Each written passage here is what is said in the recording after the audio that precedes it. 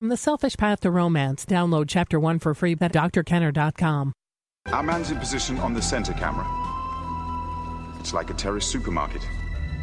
Chinese Long March Scud, Panther AS-565 attack helicopter, a pair of Russian mortars, and the crates look like American rifles. Chilean mines, German explosives. We'll take the naval option. Yes. One strike, we take out half the world's terrorists. Get me the Chester. Black King to White Bishop. Authorization to fire. Weapons authorized. Prepare to fire. On my count. 5, 4, 3, 2, 1. Missile away. Could we handle that? That's Pierce Brosnan as Bond in Tomorrow Never Dies, but 9/11, September 11th, 2001. It was unbelievably shocking. I can remember I came home on an ordinary day. I came home from work for lunch, and my husband told me something on the order of, a small plane accidentally flew into the trade towers. So I imagined just a window broke in and maybe the people in the plane died, which is tragic. But little did I suspect, and little did the rest of the world suspect, what we would discover in the hours to follow. And in the days that followed, something happened to my whole view of the world. My whole view of a stable world was shaken, totally shattered. I can remember thinking, maybe we'll lose the America we've known. Maybe we'll be invaded by some dictator like Hitler. Maybe it will be one terror strike after another. And then the anthrax scare came along, and our own mailboxes were a source of threat. My comfort zone had totally been penetrated. This was unthinkable on September 10th, 2001. Now, what did I do for myself? I had to deliberately use the skills that I taught each day as a clinical psychologist. I had to use those skills personally to recapture and to hold on to my optimistic view of the world. That naivety that I had, that, not in the 20th century or not in the 21st century America, we were impervious to attack, especially by a bunch of barbarians. That was just lunacy. We've got these cavemen after us. So I held on to my positive outlook by hearing what? The influential voices, and you can think of your own first-hand experience. The influential voices on TV, on radio, in my own group of friends who spoke of finding the terrorists and the terrorist-sponsoring nations and killing them, just the way James Bond did, killing them wherever they are hiding, and that bystander nations had to take a stand. They couldn't be neutral on this. They couldn't play what Switzerland pretended to play, neutral. They were either with us or against us. Now, there was passion, there was conviction, and there was moral certainty behind those words. As opposed to what? As opposed to wimpiness, moral appeasement, moral confusion.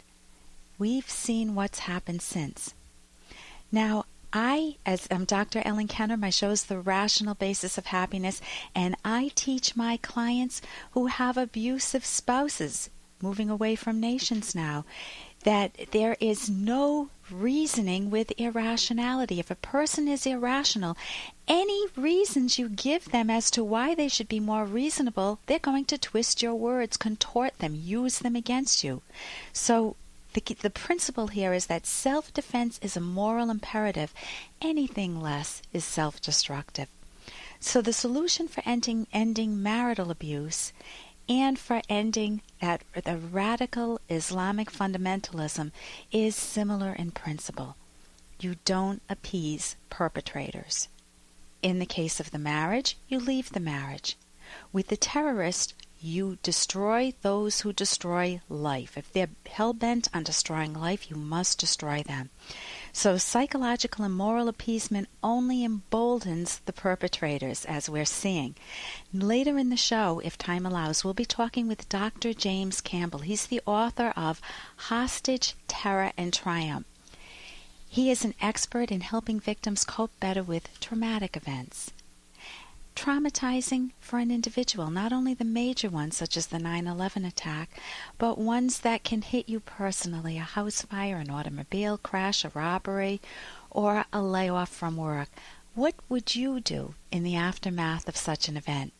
And what can help you cope better psychologically? Dr. James Campbell will share his knowledge with us later in the show. And again, I'm Dr. Ellen Kenner. My show is The Rational Basis of Happiness. I'm a clinical psychologist. That means you can get on the phone right now and call me with any questions you would ask a counselor or a therapist. Jot down my number. It's toll-free. 1-877-Dr. Kenner. That's toll-free. 1-877-DRKENNER. And you can also visit my website, drkenner.com. We have a lot of information on the website. Now, there's a lot on the agenda today, although your calls take priority. So if we have time, we'll also talk about a wife, Andrea, who's been scratching her head, wondering for 18 years why her husband spends most of his time with his best friend, a guy she thinks. He works with him, he has lunch with him, he dines with him at the best restaurants in Miami. And in the evenings, he calls him 4 to 5 times a night, and he also calls him on weekends. So when Andrea goes out with him, she says that he's there in body, but his mind is elsewhere. He never pays any emotional attention to her. Here is her tough question. Should she give up on him? And another listener has problems with self-confidence, and I'm going to talk about that one right now. Dear Dr. Kenner, I have major issues regarding my self-confidence. I constantly believe I am slated to fail. It feels that no matter how much I sacrifice or try to coexist within my group, it will not matter, since I will always be lower than my peers. I do not know if it's relevant, but I stutter. I'm 27 years old. I live with my mother, and I'm African American. My personality is best described as silent, nonchalant, unassuming, and anonymous. I always put other people before myself, treating people with respect and humanity. No matter what I do, I feel as if I'm going to be hated and treated with disdain, resentment, and apathy. What should I do? Ade. Okay, this is a really painful one, because Ade, you are treating everyone else with respect and humanity and dignity, and they're treating you like dirt, or with indifference, or with disdain or resentment, or just treating you as if you don't count. You're a shadow in life. But how are you treating yourself? You're treating all these other people well, but you are treating yourself like dirt. And that means that you can change that. And I've got a lot of ideas on how you can change that and become what I call a passionate valuer coming up. But you're going to need to scrap some of those well-worn ideas in your mind. I'm Dr. Ellen Kenner. You're listening to The Rational Basis of Happiness. I welcome your calls and questions toll-free, 1-877-Dr. Kenner. That's toll-free, 1-877-Dr. Kenner. You can ask me any questions you'd like, personal questions. Here's an excerpt from The Selfish Path to Romance by psychologist Drs. Kenner and Locke. Some partners will from time to time meet someone attractive or intriguing outside the marriage or partnership. Most will not openly communicate this to their partner. Why? First, they fear their partner's response. Will he get angry or leave me when I tell him I've been flirting with Jay at work? Will she have a nervous breakdown when she learns that I've gone to the gym early just to talk with Sherry? Second, some love the forbidden feelings and don't want to spoil the pleasure. Such partners rationalize, what my partner doesn't know won't hurt.